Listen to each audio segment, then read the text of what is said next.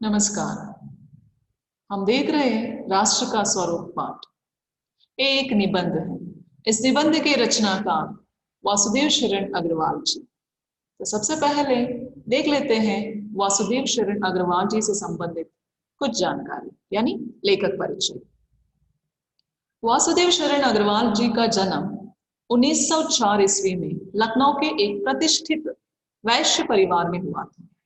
आपने 1929 में एमए, 1941 में पीएचडी और 1946 में डिलिट की उपाधि प्राप्त की।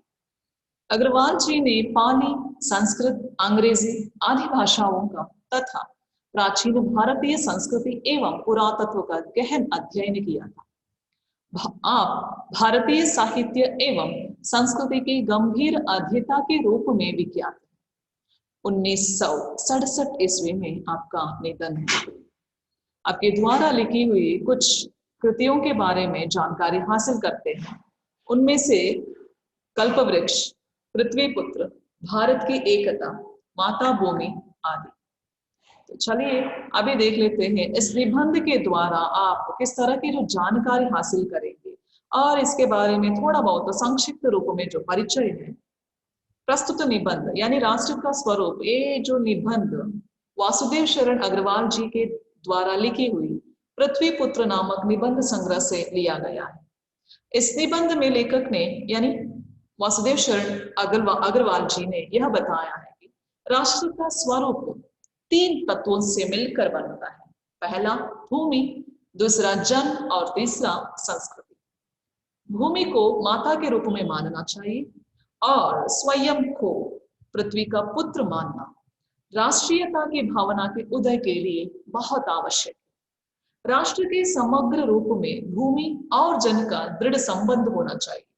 इसके साथ साथ संस्कृति के विषय में लेखक ने मार्मिक विचार प्रकट किए हैं और खास करके विद्यार्थियों को राष्ट्र के स्वरूप से भली भांति परिचित कराने एवं उनमें राष्ट्रीय भावना को जागृत करने के उद्देश्य से इस निबंध का चयन किया गया है।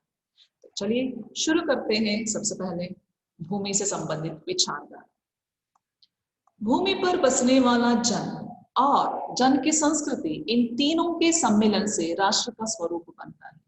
ये बहुत ही ध्यान देना जो बात ये है कि भूमि पर बसने वाला जन यानी लोग और उन लोगों की जो संस्कृति, इन 3 चीजों से या नहीं तो इन तीनों के सम्मेलन से एक राष्ट्र का स्वरूप बनता है। राष्ट्र मतलब ये है कि भूमि और वहां पर जो रहने वाले जन यानी लोग और उन लोगों की जो संस्कृति। भूमि का निर्माण देवों ने किया है, हाँ अनंत काल से है, इसका कोई अंत नहीं है। उसके भौतिक रूप, सौंदर्य और समृद्धि के प्रति सचेत होना हमारा आवश्यक कर्तव्य है। भूमि के पार्थिव स्वरूप के प्रति हम जितने अधिक जागृत होंगे उतनी ही हमारी राष्ट्रीयता बलवती हो सकेगी। ये बहुत ही अच्छी बात ये है कि भूमि के पार्थिव स्वरूप के प्रति हम इसके जो प्रति जिस तरह अधिक जागृत हो जाएंगे उतने ही हमें इस राष्ट्र के प्रति राष्ट्रीयता का जो भावना है वो भी बहुत ही स्ट्रांग हो जाएगी। यह पृथ्वी सच्चे अर्थों में समस्त राष्ट्रीय विचारधाराओं की जननी है। जो राष्ट्रीयता पृथ्वी के साथ नहीं जुड़ी वह निर्मूल होती है। राष्ट्रीयता की जड़ें पृथ्वी में जितनी गहरी होंगी उतना ही राष्ट्रीय भावों का अंकुर पल्लवित होगा। इसलिए पृथ्वी के भौतिक स्वरूप की आद्योपात जानकारी प्राप्त करना, उसकी सुंदरता, उपयोगिता और महिमा को पहचानना आवश्यक धर्म है। यहाँ पर आद्योपात यानी आरंभ से अंत तक ये जो विचार है बता रहे हैं कि इसलिए पृथ्वी के भौतिक स्वरूप की आद्योपात, पृथ्वी के यानी इस भूमि के भौतिक स्वरूप की जो आरंभ से लेकर अंत तक जो जानकारी प्राप्त करना और उसकी सुंदरता के बारे में और उपयोगिता के बारे में और इसी के साथ साथ महिमा को पहचानना बहुत ही आवश्यक है। क्योंकि हम इस जो भूमि पर रह रहे हैं इसकी जो रक्षा करना हमारा जो कर्तव्य है। इस कर्तव्य की पूर्ति सैकड़ों हजारों प्रकार से होनी चाहिए। पृथ्वी से जिस वस्तु का संबंध है, चाहे वह छोटी हो या बड़ी, इसका कुशल प्रश्न पूछने के लिए हमें कमर कसनी चाहिए।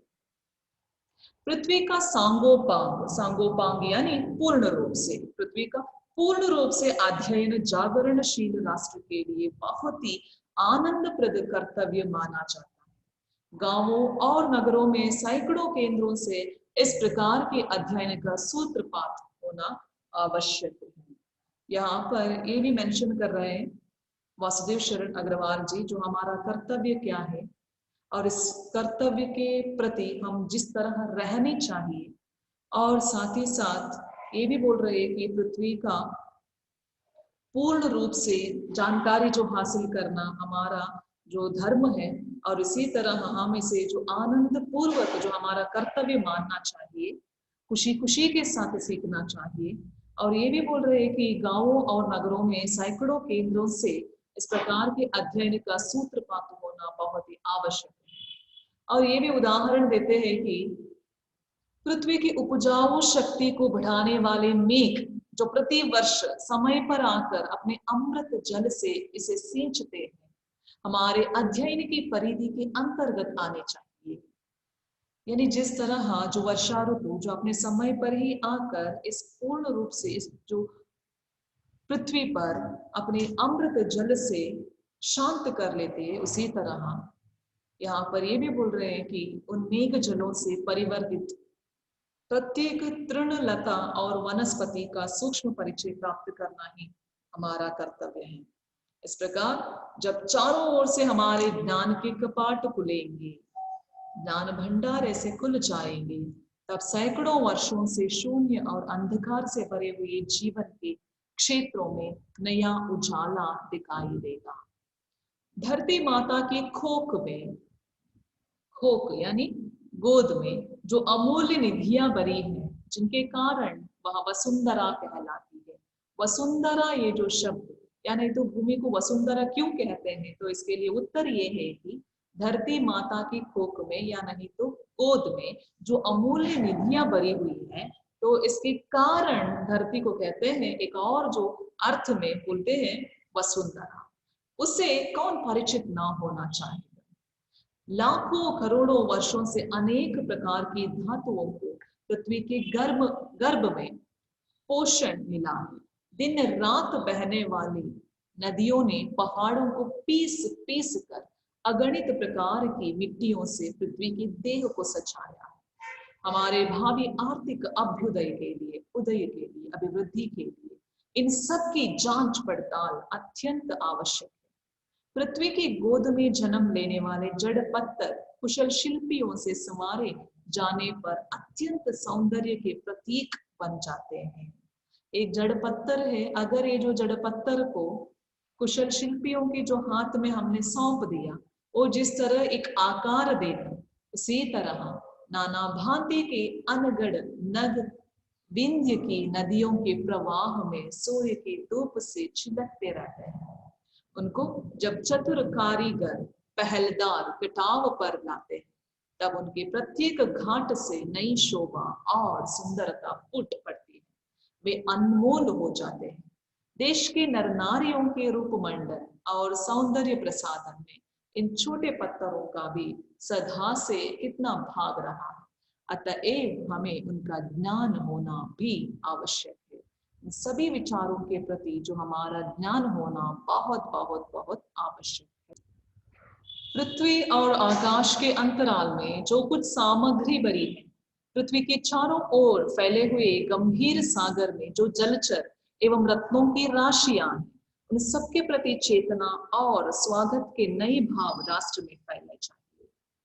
यहाँ पर ये भी बता रहे हैं कि पृथ्वी और आकाश के अंतराल में जो कुछ सामग्री भरी है, ना सिर्फ हम पृथ्वी से संबंधित सोचना चाहिए, बल्कि आकाश में, आसमान में जो भी कुछ सामग्री भरी हुई है, पृथ्वी की चारों ओर फैले हुए गंभीर सागर में।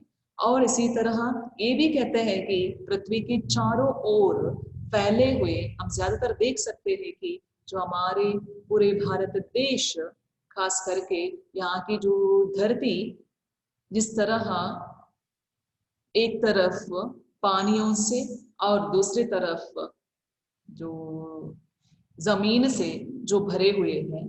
और इसी तरह बता रहे हैं कि गंभीर सागर में जो जलचर, वहां पर जो सागर में जो निवास करने वाले जलचर, और उसी के तरह साथ साथ जो रत्नों की राशियां हैं, जो अमूल्य जो चीजें हैं, उन सब के प्रति जो चेतना और स्वागत के नए भाव राष्ट्र में हम फैलने चाहिए।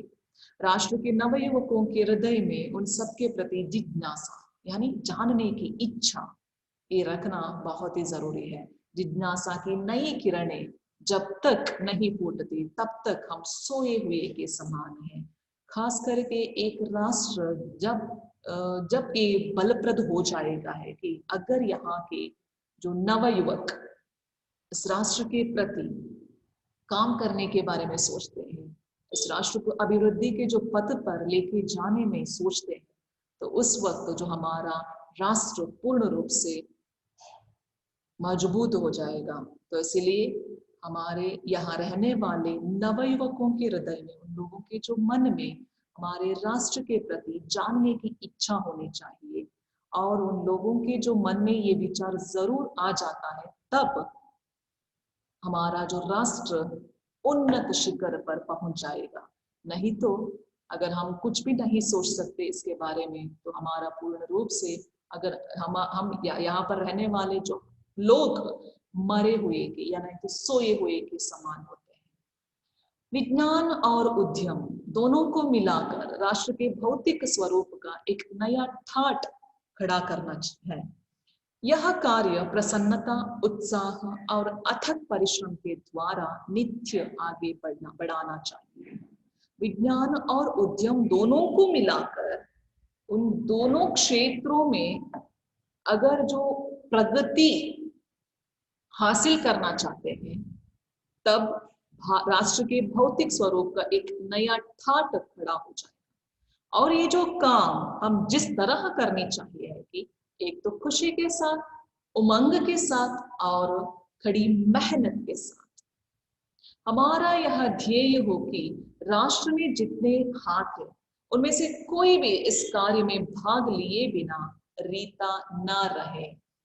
तभी मातृभूमि की पुष्कल समृद्धि और समग्र रूपमंडन प्राप्त किया जा सकता है।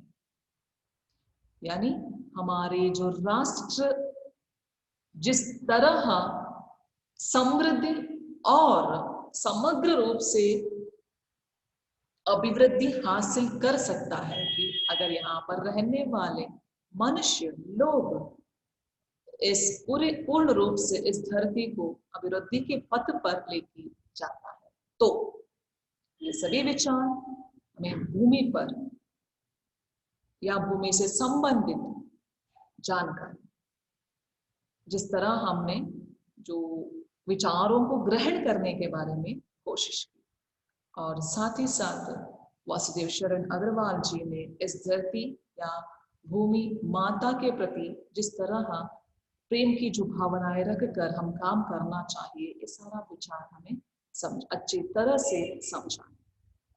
अब हम देख लेते हैं जन। मातृभूमि पर निवास करने वाले मनुष्य राष्ट्र का दूसरा अंग है। सबसे पहले जो हमने बोले थे कि कहा था कि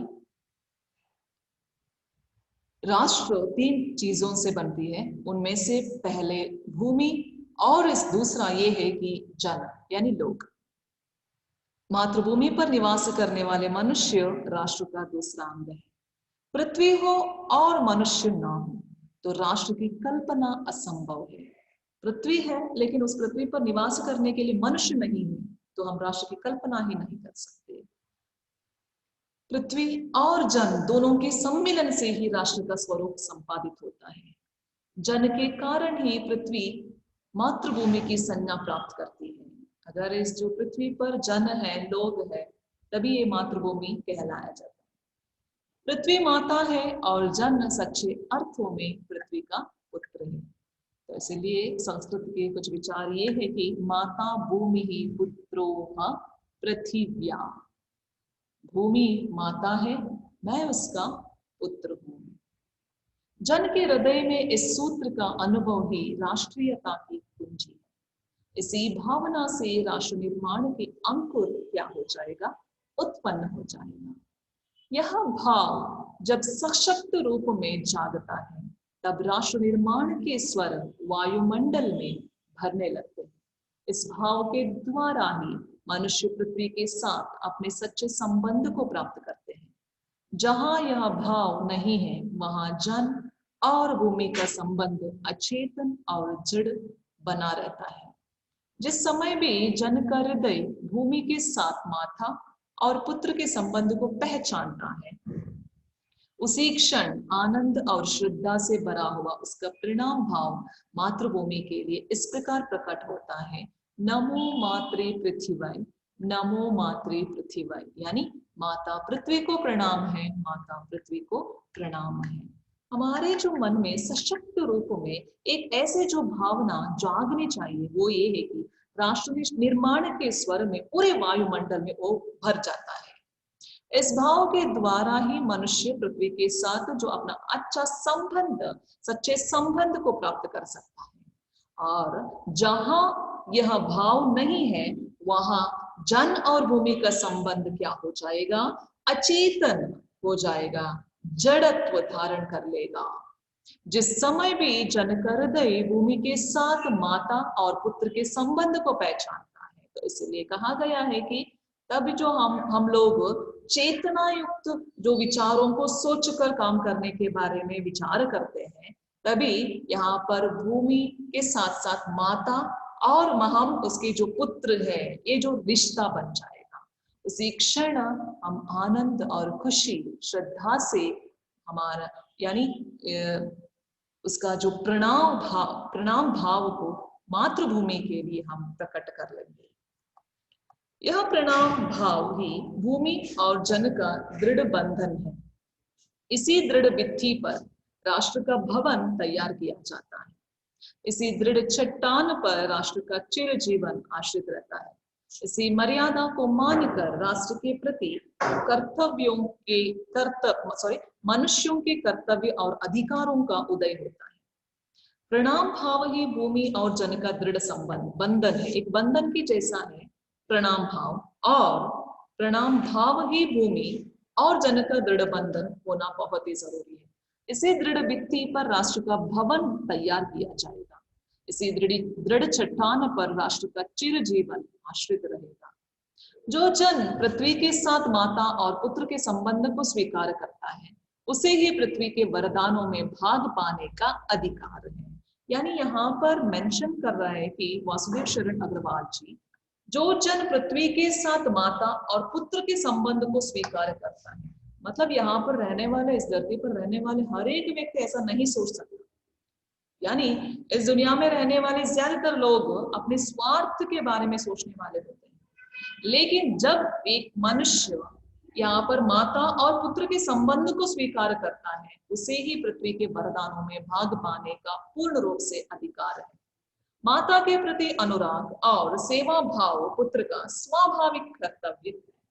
वह एक निष्कारण धर्म है, ये कारण रहित एक धर्म होता है। और स्वार्थ के लिए पुत्र का माता के प्रति प्रेम पुत्र के अधःपतन को सूचित करता है। अधःपतन यानी नाश करना। स्वार्थी होकर हम काम करने के बारे में सोचते हैं, यानी मान लीजिए ये जो दुनिया है या नहीं तो ये जो माता यानी धरती है, इसके अंत के बारे में हम जरूर सोचेंगे। तो ये विचार, जो जन मातृभूमि के साथ अपना संबंध जोड़ना चाहते हैं उसे अपने कर्तव्यों के प्रति पहले ध्यान देना चाहिए।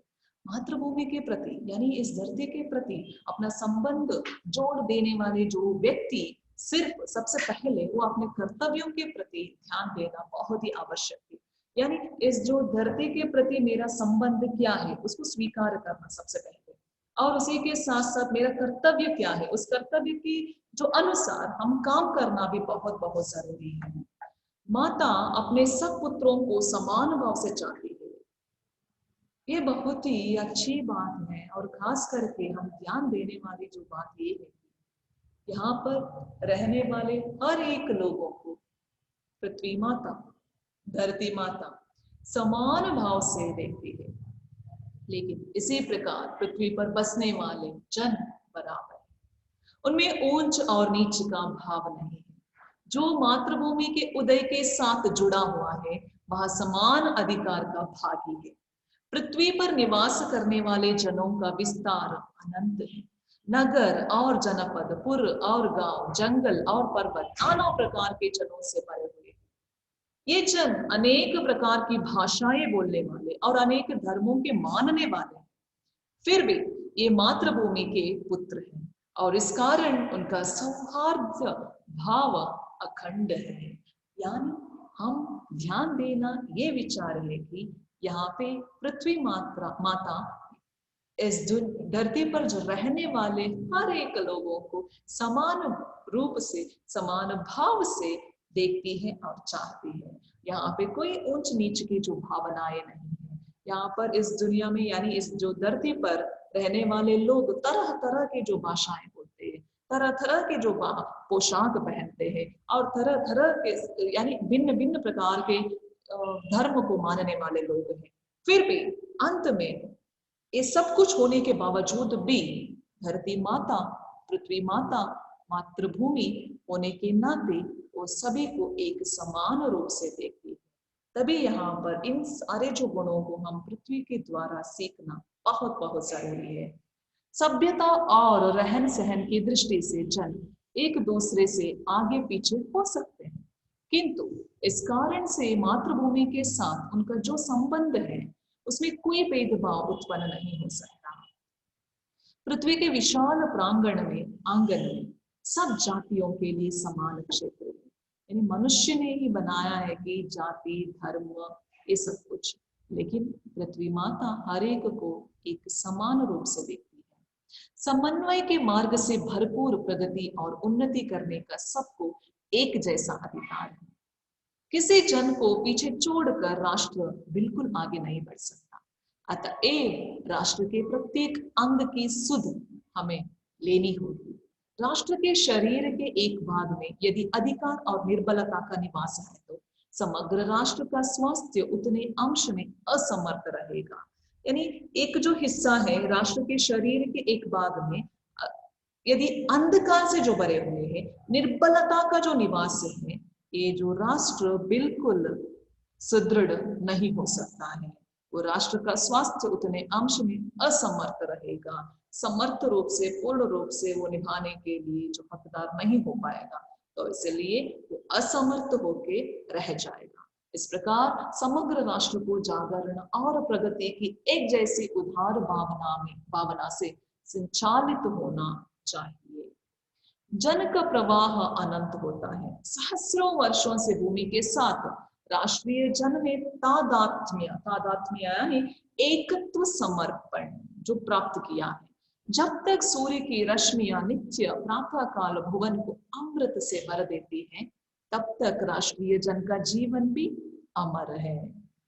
इतिहास के अनेक उतार चढ़ाव पार करने के बाद भी राष्ट्र निवासी जन नई उठती लहरों से आगे बढ़ने के लिए अजर अमर है। जन का संततवाही जीवन नदी के प्रवाह की तरह है, जिसमें कर्म और श्रम के द्वारा उत्थान के अनेक घाटों का निर्माण करना होता है। यहाँ पर ये भी बता रहे हैं कि वासुदेव शरण अग्रवाल जी, जन का संततवाही जीवन नदी के प्रवाह की तरह होते हैं। यहाँ पर इस तरह तुलना करते हैं कि जन का जो जीवन जिस तरह हो जाता है कि नदी के प्रवाह जैसे, यानी वहां पर उतार चढ़ाव सब कुछ जो होना मामूली सी जो बात है, लेकिन हम हमारे जो कर्म को, कार्य को और उसी के साथ साथ उस कर्म को श्रम के साथ करेंगे, तभी ये जो उत्थान या उन्नति हो जाएगा। अभी हम देख लेते हैं संस्कृति से संबंधित विचार। राष्ट्र का तीसरा अंग जन की संस्कृति है। मनुष्यों ने युग युगों में जिस सभ्यता का निर्माण किया है, वही उसके जीवन की श्वास प्रश्वास है।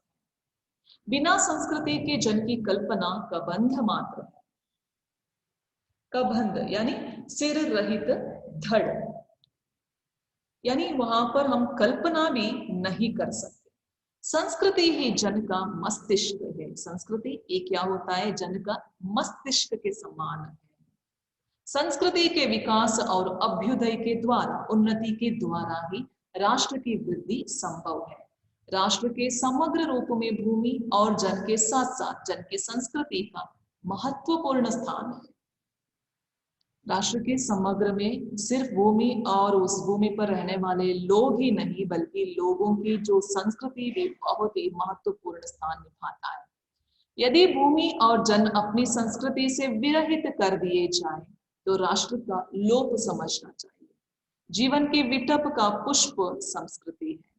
संस्कृति के सौंदर्य और सौरभ में ही राष्ट्रीय जन के जीवन का सौंदर्य और यश अंतर्निहित है। ज्ञान और कर्म दोनों के पारस्परिक प्रकाश की संज्ञा संस्कृति है। भूमि पर बसने वाले जन ने ज्ञान के क्षेत्र में जो सोचा है और कर्म के क्षेत्र में जो रचा है, दोनों के रूप में हमें राष्ट्रीय संस्कृति के दर्शन मिलते हैं। हमें राष्ट्रीय संस्कृति के दर्शन कब मिलते हैं कि इस दुनिया यानी इस जो धरती पर रहने वाले जन, उनके ज्ञान के क्षेत्र में जो सोचते हैं वो, और कर्म यानी कार्य करने के क्षेत्र में जो रचते हैं, उन दोनों के रूप में हमें जो राष्ट्रीय संस्कृति के दर्शन मिलते हैं।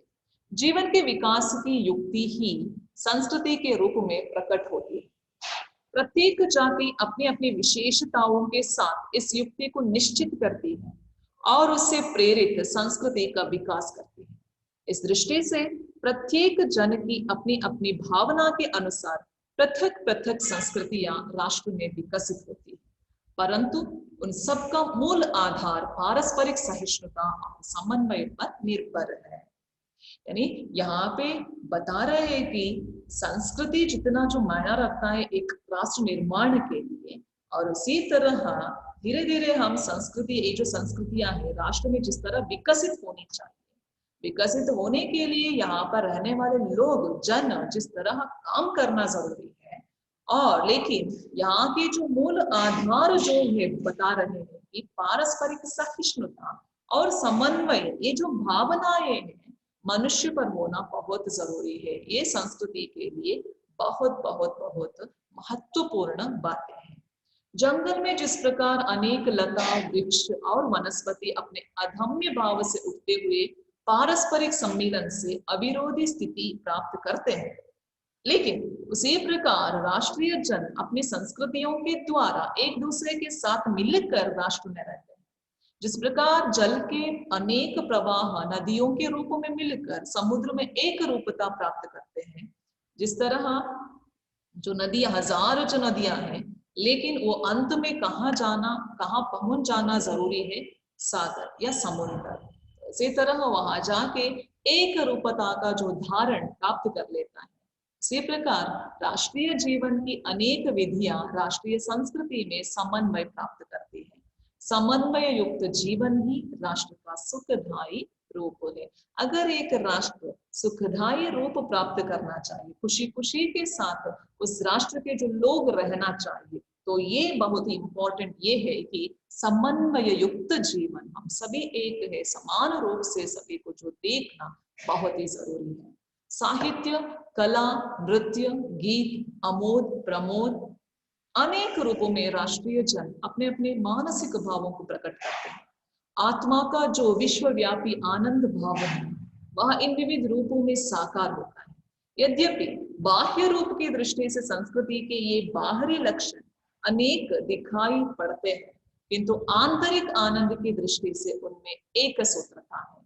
जो व्यक्ति सहृदय है वह प्रत्येक संस्कृति के आनंद पक्ष को स्वीकार करता है और उससे आनंदित होता है। यहाँ पर सहृदय, जो अच्छा हृदय, जो अच्छा विचार है उसके जो हृदय में, उसके जो मन में, यानी हर एक दिन वो, हर एक जो पल तो सिर्फ राष्ट्र की अभिवृद्धि के बारे में सोचता है, तो इसीलिए वो आनंदित होता है। इस प्रकार के उदार भावना ही विविध जनों से बने हुए राष्ट्र के लिए स्वास्थ्यकर है। गांवों और जंगलों में स्वच्छंद जन्म लेने वाले लोकगीतों में, तारों के नीचे विकसित लोक कथाओं में संस्कृति का अमित भंडार भरा हुआ है। संस्कृति का अमित भंडार कहाँ भरा हुआ है? तो इस सवाल के लिए जवाब ये है कि गांवों और जंगलों में स्वच्छंद जन्म लेने वाले लोकगीतों में है, और तारों के नीचे विकसित लोक कथाओं में संस्कृति का अमित भंडार है, जहां से आनंद की भरपूर मात्रा प्राप्त हो सकती है। राष्ट्रीय संस्कृति के परिचय काल में उन सबका स्वागत करने की बहुत आवश्यकता है। पूर्वजों ने चरित्र और धर्म विज्ञान, साहित्य, कला और संस्कृति के क्षेत्रों में जो कुछ भी पराक्रम किया है, उस सारे विस्तार को हम गौरव के साथ धारण करते हैं और उसके तेज को अपने भावी जीवन में साक्षात देखना चाहते हैं। हमारे जो पूर्वजों ने क्या किए हुए और इसके अलावा उनके जो क्या क्या योगदान थे, उसके बारे में जरा हम लोग देखना बहुत ही जरूरी है, विचार करना बहुत ही जरूरी है, और उसी के साथ साथ हम भी कुछ ना कुछ योगदान देने के बारे में सोचना चाहिए। यही राष्ट्र संवर्धन का स्वाभाविक प्रकार है, जहां अतीत वर्तमान के लिए भार रूप नहीं है, जहां भूत वर्तमान को जकड़ नहीं रखना चाहता, वरन अपने वरदान से पुष्टि करके उसे आगे बढ़ाना चाहता है। इस राष्ट्र का हम क्या करते हैं? स्वागत करते हैं। इसी तरह जिस तरह मनुष्य के जो जीवन में भूमि पर रहने वाले मनुष्य और मनुष्य की संस्कृति एक राष्ट्र निर्माण के लिए जितना जो मायना रखता है, इस सारा विचारों के लिए यहाँ पर जो हमें उत्तर मिला। इसी तरह हम हमारे जो राष्ट्र को और भी मजबूत करने के बारे में, बलप्रद करने के बारे में विचार करना, सोचना बहुत ही जरूरी है। धन्यवाद।